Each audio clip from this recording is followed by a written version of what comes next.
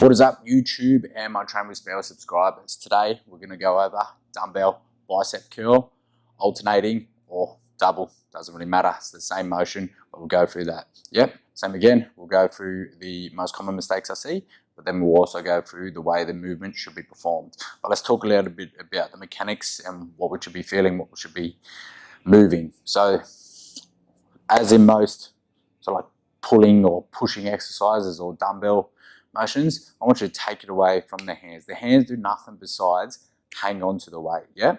That's your anchor point.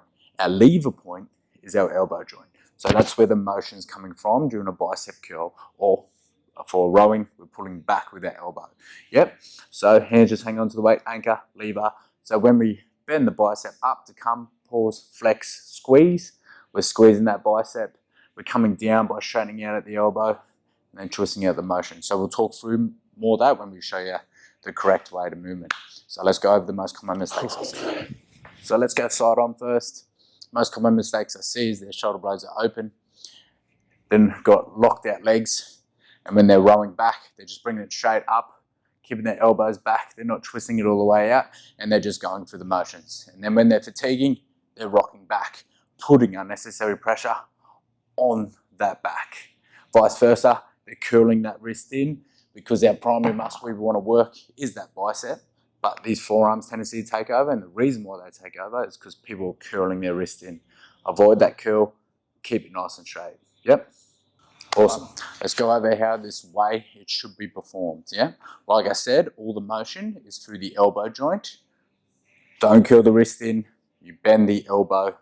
I'll show you from front on, and then I'll show you from side on as well. Slight bend the knees to stabilize yourself. Don't put too much pressure on the back.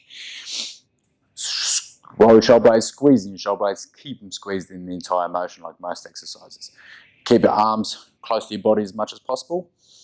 Bend your elbow to lift the weight. Bring it forward to your body. Pause, flex, squeeze where the bicep originates all the way into the shoulder. Only come up as high as far as the elbow can bend it. Control. Don't twist it out to the last minute. Yep. As soon as you go past your thigh, turn it out, pinky in, elbows up and bend and forward of the body. Pause, flex, squeeze. Feel the stretch, always come down with a purpose, yeah? Especially on the way down, you're going to get more muscle tears from that. Now let's show it from side on. Shoulders roll back. Nice, steady, stable position, slight bend the knees. Elbows bend, turn it out. Elbows full of the body. Pause, flex, squeeze, control. 3, 2, 1, twist it out. Bang. Pause, flex, squeeze. Don't curl that wrist. Don't use momentum. If you feel like you're starting to break form and you want to do a few more reps, do partial. So come up as high as the elbow can bend, pause wherever you get to, then control down. You're just minimizing the range. It's better to minimize the range, do partials, than breaking form and getting your back involved and potentially doing an injury. Awesome, guys. I hope that helped out a lot. Can do 2 at the same time as well with that. Depends what I put on your program. But yeah, also with that program, Train with Spowey, my training app is in the link description below.